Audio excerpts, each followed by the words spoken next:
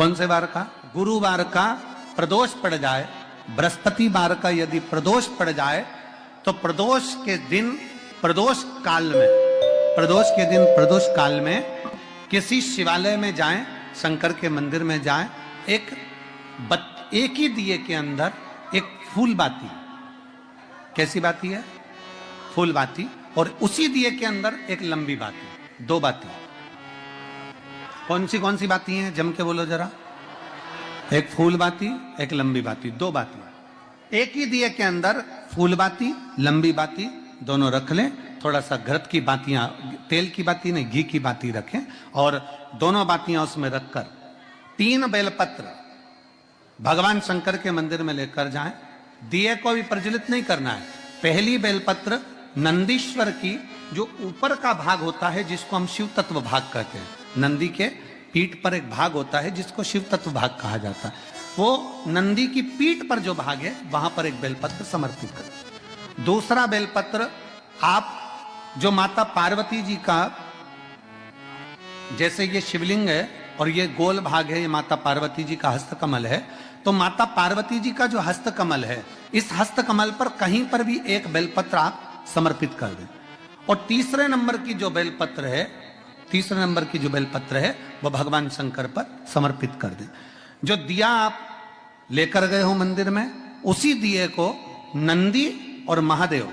इन दोनों को दर्शन कराते हुए अगर मंदिर के अंदर लगाने दें दिया तो ठीक है, ना लगाने दें तो दीप को बीच में बस स्पर्श कराकर भले बाहर जाकर लगा दो, पर प्रयास करो वो दीप, वैसे तो बीच में नंदी और शिव के मध्य में वो दिया स्पर्श होना चाहिए। जैसे ये नंदी है और ये शिव है, तो इसके मध्य में दीप स्पर्श कर ले, भले उसको जलाने ना दे, पर स्पर्श मात्र कर कर अगर आपने एकांत में कहीं पर भी ले जाकर लगा दिया, उस दीप को जला दिया, तो गया हुआ कितना भी करोड़ रुपया हो, वो धीरे धीरे कर कर गया हुआ धन हमारा वापस आता ही है। कोई खाकर भी बैठ गया तो देगा जरूर, वो धन आएगा जरूर, कैसे भी आएगा, पर अपनी संपदा वापस। शिव तत्व की प्राप्ति है, भगवान शंकर की प्राप्ति। सबका किया है मेरा भी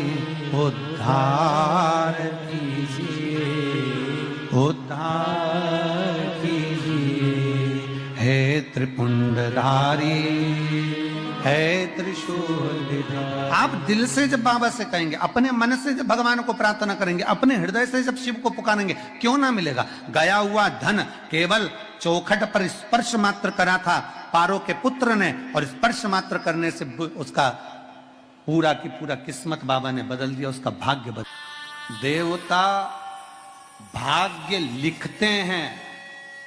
और महादेव भाग्य पलट देते हैं। देवता भाग्य लिखते हैं, तुम्हारी किस्मत में लिख दिया कि तुम्हें यह तकलीफ है, तुम्हारी किस्मत में लिख दिया ये दुख है, तुम्हारी किस्मत में लिख दिया ये बीमारी है, तुम्हारी किस्मत में लिख दिया ये कष्ट है, तुम्हारी किस्मत में लिख दिया तुझे ऐसा करना है, ये तुम्हारा भाग्य लिखा, वो देवताओं ने लिख दिया, विधाता ने लिख दिया, पर विधाता का लिखा भी कोई पलट सकता है। मार्कंडेय भगवान को उम्र थोड़ी सी मिली थी, पर शिव की आराधना करने से उम्र बढ़ गई।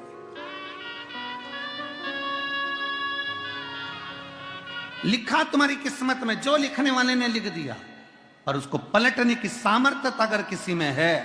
तो मेरे काशी विश्वनाथ के भीतर वो सामर्थ्यता है कि वो पलट सकता है। अकाल मृत्यु वो मरे जो काम करे चंडाल का, काल उसका क्या बिगाड़े जो भक्त हो महाकाल का। जो शिव की आराधना करता हो, जो शंकर की आराधना करता हो, जो शिव तत्व में डूबा हुआ हो, जो शंकर की भक्ति में डूबा हुआ हो, जो एक लोटा जल रोज देवाधिदेव महादेव को समर्पित कर रहा हो, जो भगवान शंकर की भक्ति में हमेशा डूबा हुआ हो, भले शिवालय तक ना जाए परंतु उसके भीतर की मन की गति के अनुसार 21,600 श्वास जो उसके शरीर से रोज निकल रही है, उस 21,600 श्वास में वो परमात्मा का नाम अगर ले रहा है तो परमात्मा उसको मिल रहा है। कल भी कथा में कहा था कि मंदिर नहीं जा सकते तो उसकी चौखट का दर्शन कर लो। उसके दरवाजे के द्वारपाल वीरभद्र मणिभद्र और उसके चौखट पर बैठी है भाग्य देवी। शिव महापुराण की कथा कहती है जो शंकर भगवान के आप कभी अगर मौका लगे तो प्रयास करा करो कि शंकर के शिवालय में जब आप प्रवेश करें, शंकर भगवान के शिवालय में जब आप जल चढ़ाने के लिए जाएं, तो वहाँ जो मुख्य जो गर्भगृह की जो चौखट होती है,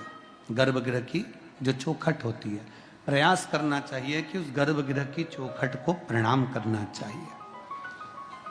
और प्रयास ये भी करो कि गर्भगृह की जो चौखट होती है उस पर लात न रखते हुए आप उस चौखट को लांघने का प्रयास करा करो।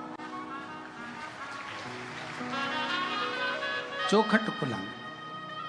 गर्भगृह की चौखट को प्रणाम। अगर आपने दूर से भी शिखर का दर्शन करा है, आप दूर खड़े हो और आपको बाबा विश्वनाथ का दर्शन नहीं हो रहा है, आप दूर खड़े हो आपको महाकाल राजा का दर्शन नहीं हो रहा है, आप दूर खड़े हो आपको ओमकारेश्वर बाबा का दर्शन नहीं हो रहा है, आप दूर खड़े हो आपको भीमा शंकर बाबा का दर्शन नहीं हो रहा है, आप बहुत दूर खड़े हो और मान लो आपको केदारेश्वर बाबा का दर्शन अंदर नहीं हो रहा है, बहुत लंबी लाइन में खड़े हो, तो बाबा की चौखट का अगर दर्शन कर लेते हो, उस पर ध्यान भी लगा लेते हो, तो भाग्य पलट कर ही रहता है, भाग्य पलटता ही है। कोई जल्दी बनता है, कोई लेट बनता है, पर शंकर को जल चढ़ाने वाला एक दिन सेठ जरूर बनता है, भाग्य पलटता ही है। शिव कथा कहती है नंदी का एक पांव जो ऊपर होता है, आप लोगों ने दर्शन करे होंगे शंकर जी के मंदिर में नंदी के, तो नंदी का एक पांव उठा हुआ होता है, एक पांव नीचा की ओर होता है।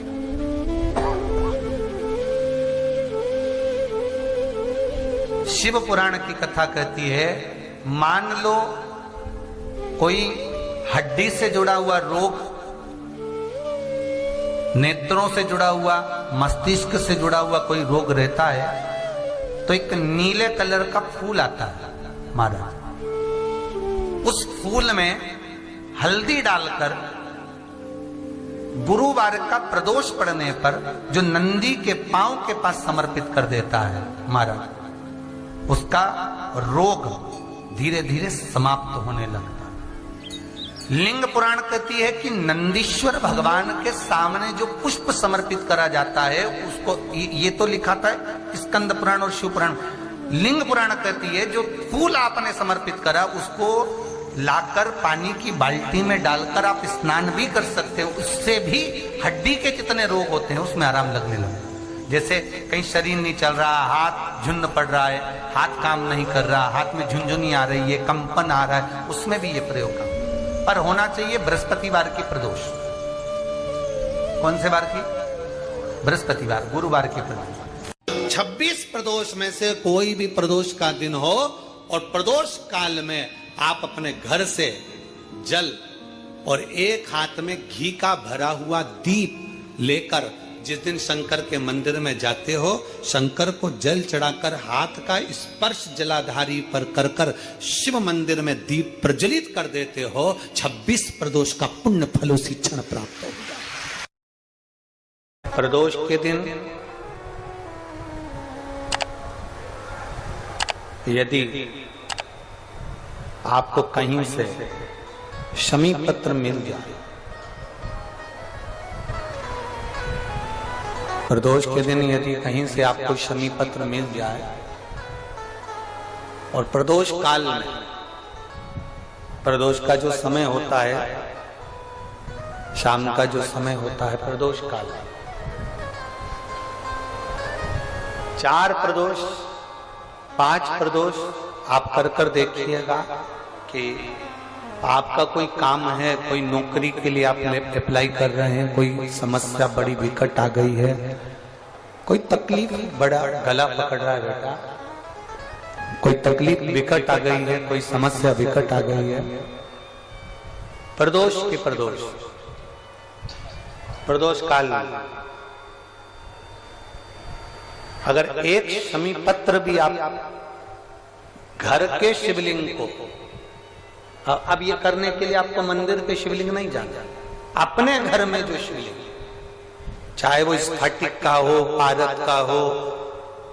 कंकर शंकर का हो, लकड़ी का हो, जो शिवलिंग तुम्हारे घर में, कांच का हो, चाहे वो नर्मदा के कंकर का हो, नर्मदेश्वर हो, पाषाण का हो, जो शिवलिंग चांदी का हो, सोने का हो, तांबे का हो, पीतल का हो, जो शिवलिंग तुम्हारे,